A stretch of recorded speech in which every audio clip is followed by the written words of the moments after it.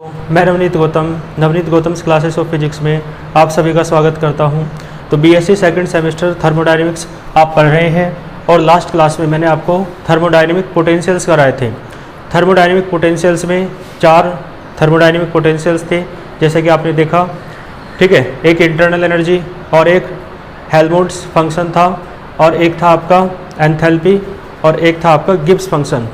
तो एक करेक्शन करना है आपको, उसमें गिब्स फंक्शन में माइनस साइन छूट गया था तो वहाँ पे माइनस साइन लगा लेना। माइनस साइन की जो एरर थी गिब्स फंक्शन में उसे ठीक कर देना, ठीक है। देखो क्योंकि फोर्थ वाला रिलेशन गिब्स फंक्शन की हेल्प से आपने प्रूफ किया था ना, और मैक्सवेल के फोर्थ रिलेशन में माइनस आता है तो लास्ट में क्या था माइनस। तो माइनस का जो साइन छूटा है उसे ठीक कर लेना, आप खुद समझ जाएंगे कहाँ छूटा है। और कई स्टूडेंट्स ने अपने आप कर भी लिया है, उन्होंने मुझे बताया था, ठीक है। आइए अब चलते हैं, हेडिंग डालो गिब्स हेल्महोल्ट्ज़ इक्वेशन, ठीक है। हेडिंग है आपकी गिब्स हेल्महोल्ट्ज़ इक्वेशन, ठीक है जी। Gibbs Helmholtz equation,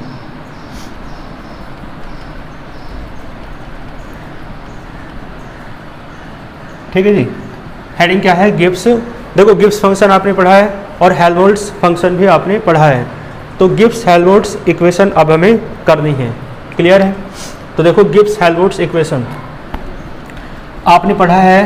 Helmholtz function क्या होता है, F बराबर U माइनस टी एस, पढ़ा है ना, ये पढ़ाया था मैंने। हेल्महोल्ट्ज़ फंक्शन होता है तो इसमें लिखना we know that Helmholtz function, ठीक है जी। जैसे कि आप जानते हो हेल्महोल्ट्ज़ फंक्शन क्या होता है, F बराबर है U माइनस टी एस, ठीक है जी। तो यहाँ से आप एक काम करो, DF निकाल लो। DF कितना आएगा, DU आ जाएगा और माइनस DT इंटू एस। कोई इसमें दिक्कत आपको नहीं होगी। तो देखो DF बराबर DU और यहाँ पे 2 पदों की गुना वाला डिफरेंशियल का फॉर्मूला लग जाएगा। क्या हो जाएगा ये, first function as it is ds differential of second function minus second function as it is differential of first function. कोई दिक्कत यहाँ तक नहीं होगी। और देखो आप जानते हो फर्स्ट लॉ ऑफ थर्मोडायनेमिक्स, क्या लगा रहे हैं, फर्स्ट लॉ ऑफ थर्मोडायनेमिक्स यानी ऊष्मागतिकी का प्रथम नियम। ये होता है आपका dq बराबर होता है dw प्लस du, ठीक है जी। यहाँ से du की वैल्यू निकाल दो बस। तो देखो dq क्या होता है, आप जानते हो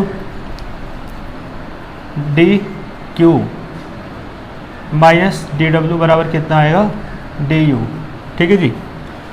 कोई दिक्कत तो नहीं है, तो ये वैल्यू रख दो। तो df बराबर आपका आएगा du क्या होता है, मतलब यहाँ से dq माइनस dw और माइनस TdS माइनस का S dt। तो देखो dF बराबर क्या आएगा, dq होता है T into D S, second law of thermodynamics से, और dW होता है P इंटू डी, ठीक है जी। और ये सारा ऐसा का ऐसा ही। तो साइड में यहाँ भी बता दूँ, बिकॉज dq बराबर क्या होता है T इंटू डी एस और dW बराबर क्या होता है P इंटू डी, ठीक है जी। तो आप देख के बताओ, यहाँ पर एक फंक्शन कट रहा है, ठीक है जी, दिख रहा है। तो देखो TdS कैंसिल हो जाएगा, तो आपका DF बचेगा कितना, ये बचेगा आपका माइनस का PdV और माइनस का S dt, ठीक है जी। इस तरीके से DF आपका बचा। तो देखो अब एक काम कर लो, differential with respect to T, differential with respect to T, T के रेस्पेक्ट में डिफरेंशियल कर लो। क्या होता है differential with respect to T at constant volume, volume को कांस्टेंट लेकर, यानी ठीक है वॉल्यूम कांस्टेंट रहेगा। आइसोकोहरिक प्रोसेस बोलते हो ना, सम आयतनिक प्रक्रम, जब वॉल्यूम कांस्टेंट रहता है। इधर देख लो, देखो डेल F हो जाएगा D का, तो और टी के रेस्पेक्ट में कर रहे हो, एट कॉन्स्टेंट वॉल्यूम कर रहे हो। ठीक है जी। डी भी तो जीरो हो जाएगा क्योंकि वॉल्यूम कॉन्स्टेंट है, तो ये तो जीरो हो गया। ठीक है, जीरो लिख दो डायरेक्ट, माइनस एस। ठीक है, डी टी का कर रहे हो तो ये डेल टी हो जाएगा और डेल टी अपोन में आएगा। और आप जानते हो बिकॉज वी कैसा है, कांस्टेंट, क्योंकि कांस्टेंट वॉल्यूम पे कर रहे हो तो डी भी कैसा होगा, जीरो। तो यहाँ से देखियो एस बराबर क्या आएगा, एस बराबर आएगा माइनस का, है ना, ये तो कट गया, माइनस इधर चला गया, del F over del T at constant V. S की जो वैल्यू है आप पुट कर दो। ठीक है, यहाँ पर ये इक्वेशन नंबर फर्स्ट डाल देना। तो देखियो फर्स्ट इम्प्लाइज कर लो, तो ये क्या आ जाएगा, एफ बराबर यू माइनस टी, और एस की वैल्यू रखो तो माइनस माइनस प्लस हो जाएगा, del F over del T at constant V. ठीक है, तो यू भी निकाल सकते हो यहाँ से, यू बराबर क्या आएगा, एफ माइनस, ठीक है, इसे इधर ले जाओ, T into del F over del T at constant V. कोई इसमें दिक्कत आपको नहीं होगी। यही जो इक्वेशन है आपके सामने, इसे ही आप कहते हैं गिब्स हेल्महोल्ट्ज इक्वेशन। तो इसका एक स्क्रीनशॉट आप ले लो और इसके नीचे लिख देना it is Gibbs Helmholtz equation, यानी यही गिब्स की और हेल्महोल्ट्ज की समीकरण है। इसमें कोई दिक्कत आपको नहीं होगी। ठीक है, तो मैं रफ करके आगे चलता हूँ। नेक्स्ट हेडिंग डालो। अब हम करेंगे इंटरनल एनर्जी के लिए डेरिवेशन। ठीक है, नेक्स्ट टॉपिक है internal energy of ideal and real gas. ठीक है जी, हेडिंग डालो इंटरनल एनर्जी। इंटरनल एनर्जी आप जानते हो, इसे बोलते हैं आंतरिक, क्या बोलते हैं, आंतरिक ऊर्जा। ठीक है, इंटरनल का मतलब क्या होता है, आंतरिक। तो आंतरिक ऊर्जा आपको आइडियल गैस की निकालनी है, आदर्श गैस की, और आपको निकालनी है रियल गैस की, यानी कि वास्तविक गैस की। ठीक है, हेडिंग है आपकी, लिखो इंटरनल एनर्जी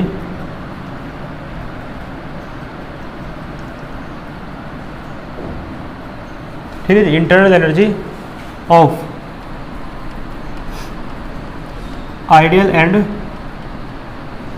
रियल गैस। यानी इंटरनल एनर्जी आप निकालेंगे पहले आइडियल गैस की और फिर रियल गैस की। तो पहले उसका डेरिवेशन कर लो, general derivation.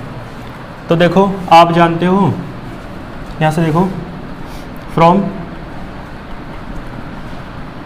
First law of thermodynamics. ठीक है जी, थर्मोडायनेमिक्स का फर्स्ट लॉ क्या होता है, डी क्यू बराबर होता है D W plus D you. ठीक, और आप जानते हो डी डब्ल्यू को किसके बराबर लिखते हो, पी इंटू डी वी के, और डी क्यू को किसके बराबर लिखते हो, सेकेंड लॉ ऑफ थर्मोडायनेमिक्स से टी इंटू डी एस के। ठीक है, तो डी क्यू की जगह रख दो टी इंटू डी एस, और डी डब्ल्यू की जगह रखो पी इंटू डी वी और प्लस डी यू। ठीक है, तो यहाँ से डी यू निकाल दो, या एक काम करो डी एस निकालो, डी एस आ जाएगा 1/T, है ना, डी यू पहले लिख लो, चलो d U plus P into D V. कोई दिक्कत तो नहीं है। मैक्सवेल का रिलेशन जानते हो, मैक्सवेल के रिलेशन का फंडा तो मैंने बताया था ना, क्या होता है, मैक्सवेल के रिलेशन का फंडा था, सेकंड वाले की जरूरत पड़ेगी हमें, क्या था, टी वी पी एस। ठीक है, सेकंड वाले रिलेशन को लगाओ, तो फ्रॉम मैक्सवेल्स सेकंड रिलेशन क्या होता है, टी वी पी एस, तो यानी टी है ना, वी, टी वी समझ गए, पी एस। ठीक है, T V P S, T V P S याद है, ये सेकंड का है, कौन से का है, हाँ, टी वी पी एस और एस वी पी टी, ये फर्स्ट का है, ठीक है। तो ये तो हमने फर्स्ट लिखा है, तो याद रखना मैंने बता रखा है TVPS पहले का है, SVPT दूसरे का है, तो हमें दूसरा लिखना है। तो दूसरा लिखना है तो दूसरे का फंडा क्या होता है, SVPT, ठीक है जी, SVPT। तो इसका मतलब यहाँ पे क्या आएगा, del S over del V और PT, ठीक है जी। TVPS जो है पहले का है और SVPT दूसरे का है, याद रखना। और देखो यहाँ भी अपॉन में, तो यहाँ भी, यहाँ T तो यहाँ T, कोई दिक्कत तो नहीं है। देखो डेल S की वैल्यू रख दो, डेल S मतलब DS, ठीक है, तो ये वाली वैल्यू यहाँ रख दो, ठीक है, फर्स्ट कह दो इसे चाहे। अब देखो कैसे करेंगे,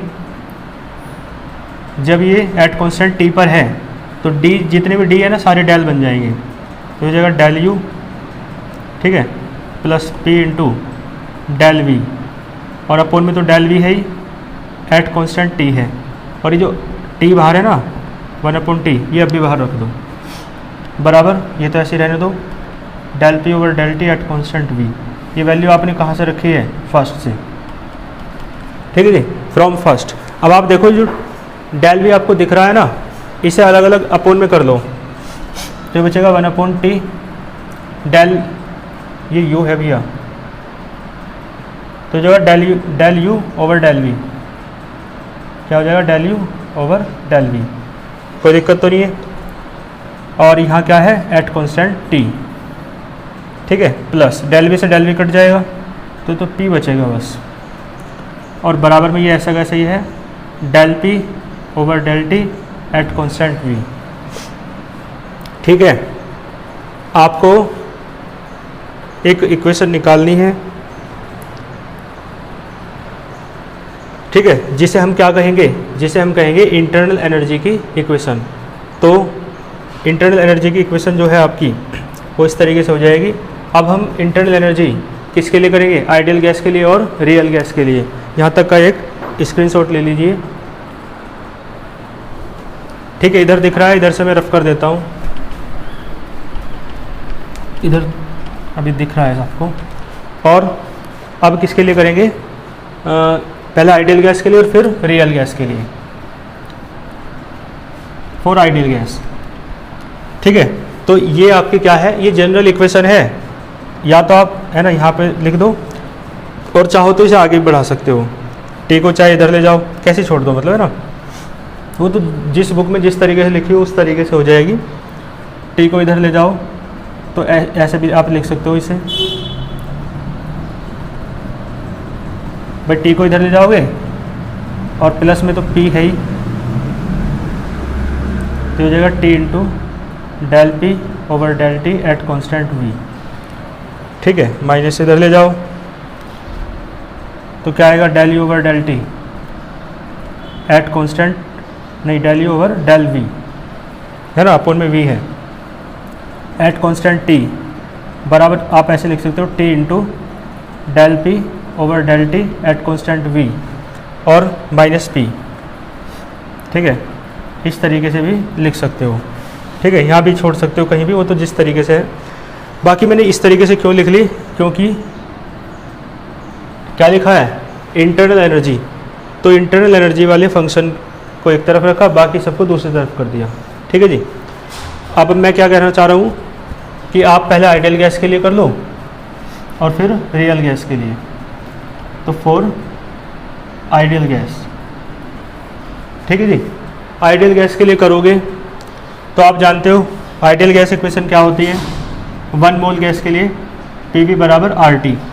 देखो क्या करना है, del P over del T at constant V की वैल्यू निकालो, यहाँ रख दो, एक तरीका तो ये है, या फिर इस सारे की वैल्यू निकाल दो फिर यहाँ रख दो, ऐसे तो क्वेश्चन कराए थे ना पहले भी।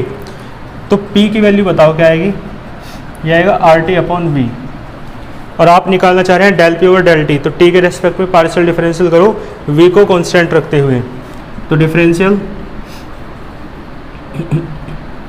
With respect to T at constant pressure, तो ये हो जाएगा del P over del T, क्या हो जाएगा, del P over del T, pressure नहीं है कांस्टेंट, वॉल्यूम V है ना यहाँ, तो del P over del T at constant V बराबर कितना आएगा, देखो अब वी कॉन्स्टेंट हो गया, आर पहले से कॉन्स्टेंट था, टी का 1 हो जाएगा डिफरेंशियल, तो आर अपन वी बचेगा, ये टी का 1 हो गया डिफरेंशियल। ठीक है, सारी की वैल्यू निकाल लो, अब तक ऐसे ही करते आए हैं। तो del P over del T at constant V की वैल्यू निकल गई, इसकी मल्टीप्लाई में टी और है, दोनों तरफ टी की मल्टीप्लाई और कर लो, तो हो जाएगा आर टी अपॉन वी। ठीक है जी, और पी और घट रहा है तो पी और घटा लो,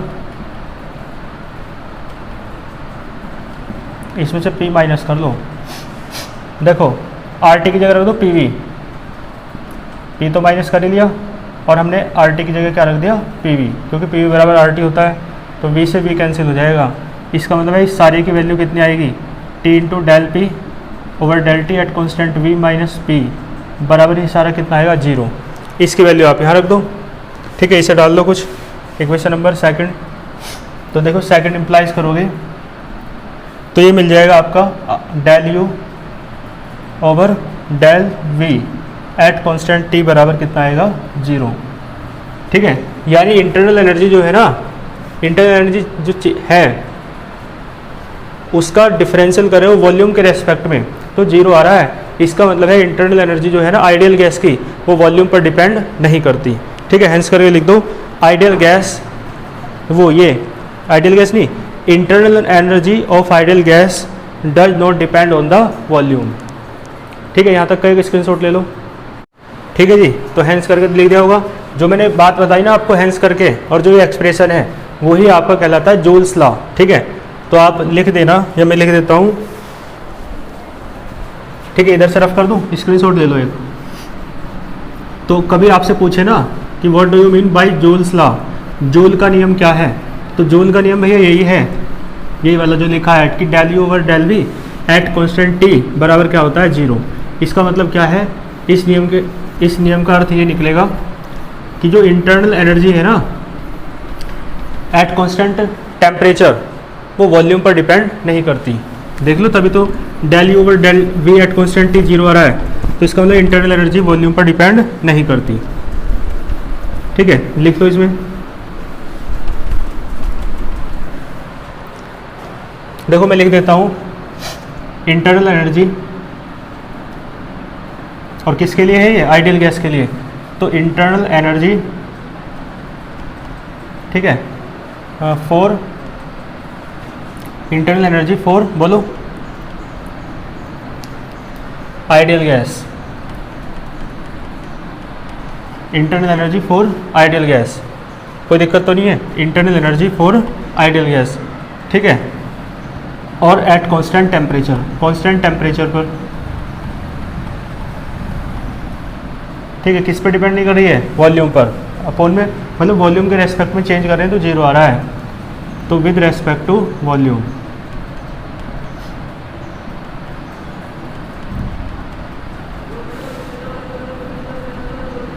ठीक है जी, तो internal energy of ideal gas at constant temperature with respect to volume, ठीक है, does not change, does not change. ठीक है, बदलती नहीं है, डज नॉट चेंज कह दो या रिमेन्स कांस्टेंट कह दो, हमेशा कैसी रहती है, कांस्टेंट रहती है। ठीक है जी, यानी इंटरनल एनर्जी जो है कांस्टेंट टेम्परेचर पर, ठीक है, किसके रेस्पेक्ट में, वॉल्यूम के रेस्पेक्ट में हमेशा कैसी रहती है, कांस्टेंट रहती है या बदलती नहीं है। तो इस लिख देना this law is known as Joule's law, और दैट इज करके आप लिख सकते हो, हालांकि वो ऊपर मतलब वहाँ लिखा भी है। तो del U over del V at constant T बराबर क्या होता है 0। मान लो अलग से आ जाए जूल्स लॉ, तो ये लिख देना है और फिर ये लिख देना है, तो जूल्स लॉ कंप्लीट। ठीक है, तो जूल का नियम है ये मैंने लगे हाथ इसके साथ ही आपको करा दिया है। अब हम करेंगे, देखो वो इक्वेशन क्या आई थी हमारी दूसरी, उसकी जरूरत पड़ेगी, मैं लिख लेता हूँ यहाँ पे, क्या थी, del U over del V at constant T बराबर आपका आया था T into del P over del T at constant V minus P. ये थी समीकरण नंबर 2। ठीक है, समीकरण नंबर 2 को ही आगे बढ़ाया था आपने किसके लिए, आइडियल गैस के लिए। अब समीकरण नंबर 2 को ही, इक्वेशन सेकंड को ही आप आगे बढ़ाएंगे किसके लिए, रियल गैस के लिए। तो आप किसके लिए करेंगे, रियल गैस के लिए। तो जो हेडिंग आपने लिखी रखी है ना फॉर आइडियल गैस, अब लिख लो फॉर रियल और वंडरवाल गैस, या तो रियल गैस के लिए या फिर वंडरवाल गैस के लिए। ठीक है, आइडियल की जगह क्या आ जाएगा, बस रियल, फॉर रियल गैस, या वंडरवाल गैस भी कह सकते हो, यानी वंडरवाल गैस रियल गैस एक ही बात है। ठीक है, ये जूल्स लॉ था। अब देखो del P over del T निकल जाए वंडरवाल गैस के लिए भी, तो लिखना we know that van der Waals gas equation for 1 mole क्या होती है, P plus A upon B square V minus B बराबर आर टी। यहाँ से P की वैल्यू निकाल लो। देखो पहले P plus A upon B square कितना आएगा, ये आएगा R T upon V minus B. ठीक है जी, और ए अपॉन वी स्क्वायर भी उधर ले जाओ तो P बराबर आएगा R T upon V minus B और minus A upon V square. ये है आपकी समीकरण नंबर 3। देखो जैसे P बराबर निकाला था ना अभी आइडियल गैस समीकरण से, आइडियल गैस इक्वेशन से, ऐसे ही आप यहाँ से भी P की वैल्यू निकालने के बाद del P over del T at constant volume निकाल दो। तो इसका भी क्या करना पड़ेगा, डिफरेंशियल। तो लिखो डिफरेंशियल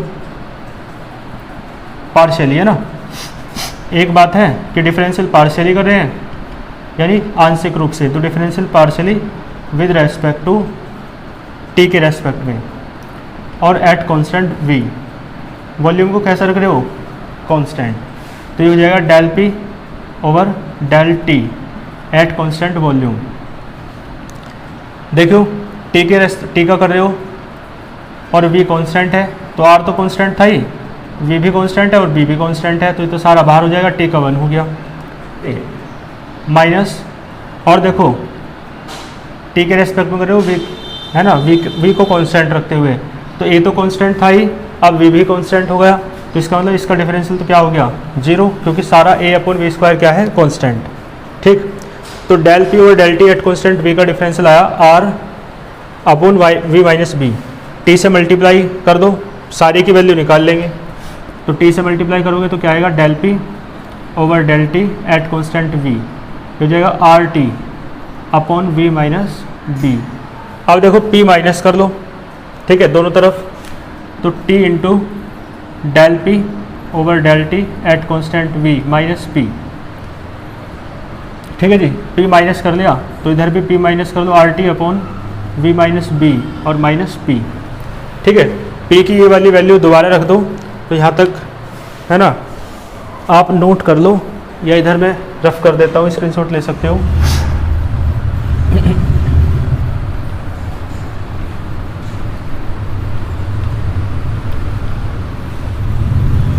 देखो यहाँ से मैंने कहा p की वैल्यू रख दो दोबारा, ये है t into del P over del T at constant v minus P, और बराबर में देखो क्या है, R T upon V minus B minus P. P की वैल्यू हो रही थर्ड से, R T upon V minus B, ठीक है, और माइनस माइनस प्लस हो जाएगा ए अपॉन वी स्क्वायर। ठीक है जी, पी की वैल्यू रखी है, तो देखिए तो कट गया, तो इस सारे की वैल्यू कितनी आई, T into del P over del T at constant v minus P बराबर, ये कितना है आपका, a अपॉन वी स्क्वायर। ठीक है जी, तो यहाँ से आप ये वैल्यू बॉक्स में निकाल कर दी, सारे की वैल्यू निकाल ली आपने, और इसे कहाँ रख देंगे, सेकंड में। तो सेकंड इम्प्लाइज जैसे पहले किया था, तो del u over del v at constant t बराबर कितना आया, a अपॉन वी स्क्वायर। इस सारी की वैल्यू रख दो। ठीक है, इसका मतलब है इंटरनल एनर्जी जो है रियल गैस की वो डिपेंड करती है, ठीक है, किस पर, वॉल्यूम पर। तो यहाँ से ये बात हमें पता चलती है। ठीक है ना, ये बात तो क्लियर हुई कि यहाँ पर जो है ये जो है इंटरनल एनर्जी वो वॉल्यूम पर डिपेंड करती है कांस्टेंट टेम्परेचर पर। तो इसमें हैंस करके लिख लो, ठीक है। क्या लिखोगे?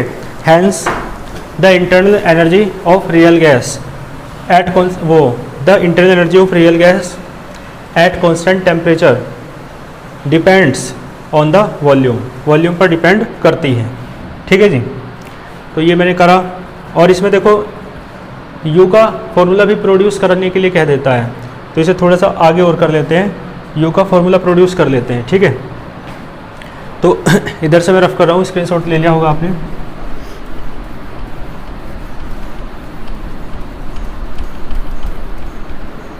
देखो U का फॉर्मूला प्रोड्यूस करेंगे,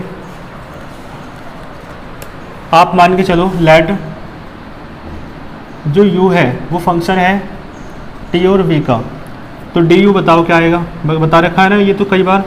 क्या आएगा? डेल U, पहले T है तो T के रेस्पेक्ट में कर लो, del U over del T into D T plus del U over del V into D V. और मैंने बताया था T के रेस्पेक्ट में कर रहे हो तो V कांस्टेंट, और V के रेस्पेक्ट में कर रहे हो तो T कांस्टेंट, ठीक है, इस तरीके से। और देखो del U over del V at constant T, del U over del V at constant T, इसकी वैल्यू तो है आपके पास, इसका कर दो बस कुछ, है ना। तो देखो आप जानते हो del U over del T at constant V क्या होता है? CV होता है। देखो ऐसे देखो, आप पहले इसका कुछ कर लो, है ना। एक काम करो, इसे डाल दो इक्वेशन नंबर, कौन सी है ये सेकंड थी ना, और ये डाल दो थर्ड, ठीक है, और ये डाल दो फोर्थ। देख लेना अपने हिसाब से जो से इक्वेशन डलेगी। तो पहले आप इसका कुछ करो, तो del U over del T at constant V, ठीक है जी। इसे आप लिख सकते हो, देखो साइड में लगाओ, first law of thermodynamics, first law of thermodynamics क्या होता है भैया? dq बराबर होता है dw प्लस du, तो dq बराबर p इंटू डी वी और प्लस du। अब चूंकि कांस्टेंट वॉल्यूम पे बात कर रहे हो तो dv तो जीरो हो जाएगा, तो dq बराबर क्या आएगा? du आएगा ही नहीं, ठीक है। इसलिए आप डेल u की जगह डेल q लिख सकते हो। क्या लिख सकते हो? Del q। तो del q over del t at constant v, ठीक है जी। समझ में आया कैसे? क्योंकि dv क्या है? जीरो है। और dv जीरो क्यों है? क्योंकि v कैसा है? कांस्टेंट, क्योंकि कांस्टेंट वॉल्यूम पर बात हो रही है। तो del u over del t at constant v, ये क्या है? ये तो CV है, आप जानते हो, बता रखा है मैंने कई बार, ठीक है। dq upon m into D T होता है, तो d कांस्टेंट वॉल्यूम पे बात है तो डेल हो गया डेल q अपॉन m, तो 1 मोल गैस मान के चले हो, और अपॉन में dt जो है डेल t हो जाएगा, तो ये CV बन गया, ठीक है। इसका तो कुछ हुआ, अब इसका और कुछ कर लो, एंड इसका कुछ नहीं करना। ये इक्वेशन दिख रही है del U over del V at constant T, इसकी वैल्यू हमें पहले से ही पता है, ठीक है, अभी निकाली थी। तो del U over del V at constant T, इसकी वैल्यू है a अपॉन वी स्क्वायर। इन दोनों की वैल्यू आ गई है, फोर्थ में रख दो, फोर्थ इम्प्लाइज, तो ये आएगा du बराबर, इसकी वैल्यू देखो क्या है? CV, तो CV dt और प्लस इसकी वैल्यू क्या है? a upon V square into D V, ठीक है। u की वैल्यू आपको निकालनी है, तो आप इंटीग्रेशन कर सकते हो, ठीक है। लिखो इंटीग्रेटिंग, नीचे का दिख रहा है, इधर लिख देते हैं इंटीग्रेटिंग, यानी दोनों तरफ समाकलन करने पर। तो ये तो du का u बन जाएगा, ठीक है, और CV dt, ठीक है जी, ब्रैकेट में ले लो, CV dt plus a upon V square into D V. Clear है? कोई दिक्कत तो नहीं है? du का क्या बन गया? u, तो ये बचेगा आपका u बराबर आ जाएगा, ठीक है। इंटीग्रल करोगे तो CV तो बाहर रहेगा, ठीक है जी, और ये बचेगा dt और प्लस a बाहर आ जाएगा, इंटीग्रल ये बचेगा v की पावर -2 इंटू डी वी, ठीक। तो इंटीग्रल करोगे तो CV इंटू टी बन जाएगा, डिफरेंशियल और इंटीग्रल कैंसिल, टी बचेगा। और देखो 1/b² का जो इंटीग्रल होता है वो होता है -1/b। करोगे तो b की पावर -2 + 1/-2 + 1, तो -1/v आएगा ना, तो a × -1/v। और डिफरेंशियल करने के बाद एक कांस्टेंट ऑफ इंटीग्रेशन आता है, मान लो यहाँ पर u0 है, ठीक है। तो ये आ जाएगा u बराबर आ जाएगा CVT -a/v और प्लस u0। u0 क्या है, ब्रैकेट में लिख सकते हो कांस्टेंट जुड़ता है ना, तो आपका u का एक्सप्रेशन आ गया, ठीक है जी। यहाँ तक का एक स्क्रीनशॉट ले लो, ये क्वेश्चन आपका कंप्लीट हुआ, ठीक है जी। तो कर लोगे ना इस क्वेश्चन को। बाकी ये देखो मैंने आपको बताया इंटरनल एनर्जी, ठीक है, आइडियल गैस के लिए पहले निकाल दी थी, जो कितनी आई मतलब करा दिया था मैंने ना, ये आया था 0।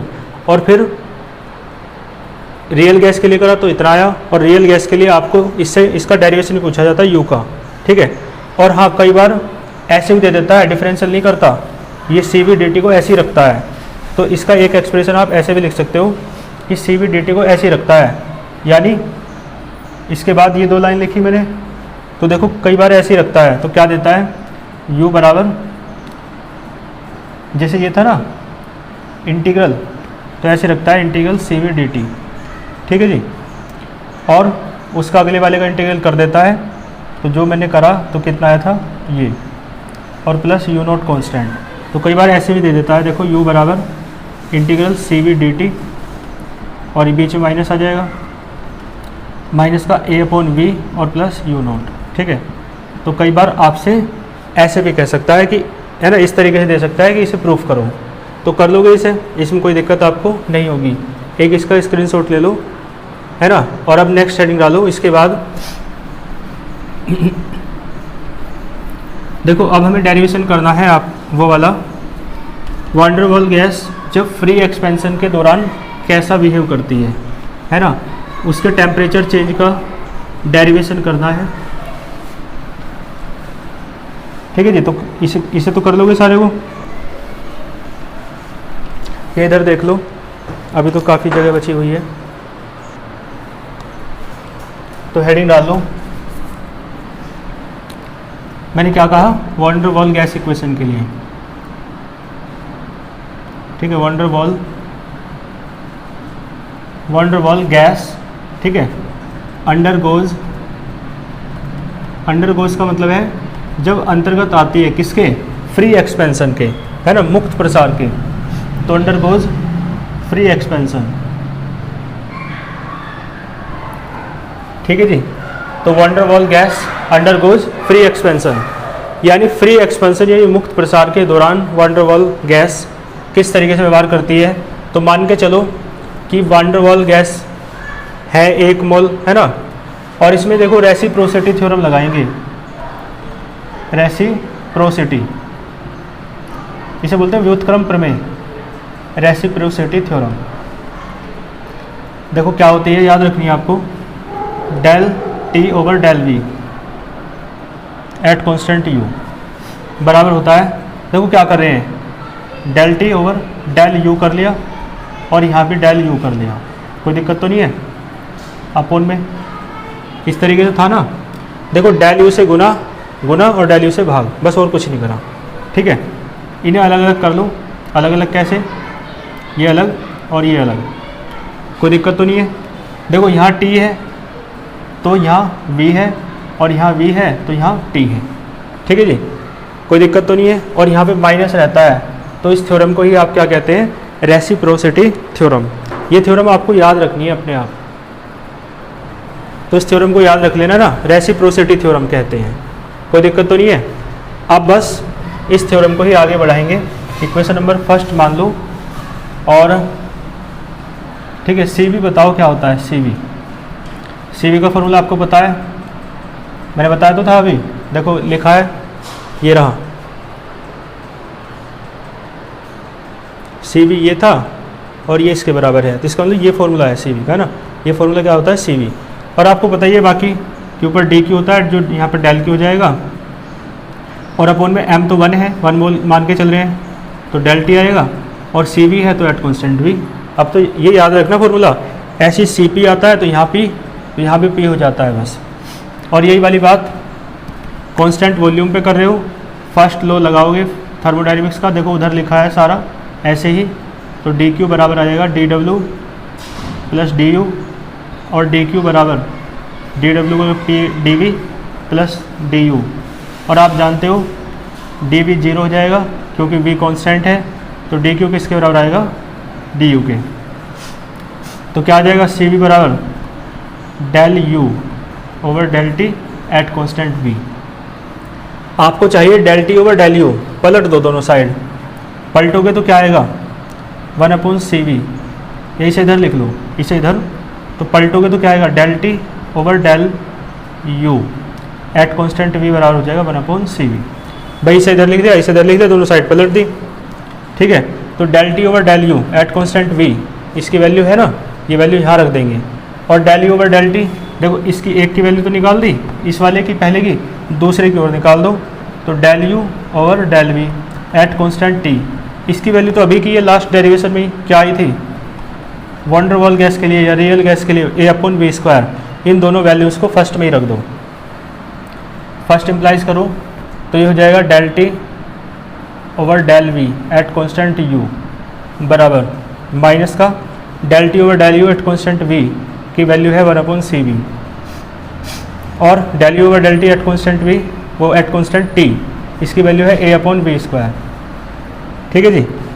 तो यहाँ तक भी आपसे पूछ सकता है, और डेल्टा T पूछता है वैसे, तो डेल्टा T निकालोगे तो क्या आएगा, देखो डेल्टा T बस ये इधर जाके डेल्टा V हो जाएगा, फिर माइनस का,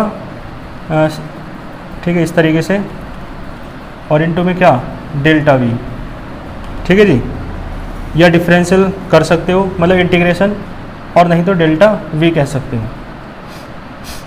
तो देख लेते हैं किस तरीके से दे रखा है, बुक में देता है ना आपको प्रूफ करने के लिए, तो जिस तरीके से आपको प्रूफ करने के लिए कहे उस तरीके से कर देना। एक तो मैंने ये करा दिया, और आपसे देखो क्वेश्चन इस तरीके से पूछा हुआ है, डेल्टा T बराबर दे रखा है माइनस का 1/CV A/V² into delta V, तो बस डेल्टा V ही आपको निकाल देना है। ये जो डेल्टा डेल V था इधर चला गया, और ये कंप्लीट के लिए कर लिया हमने, तो डेल का क्या बना दिया डेल्टा, ठीक है। तो इस तरीके से आपको ये भी प्रूफ करके दिखाना है।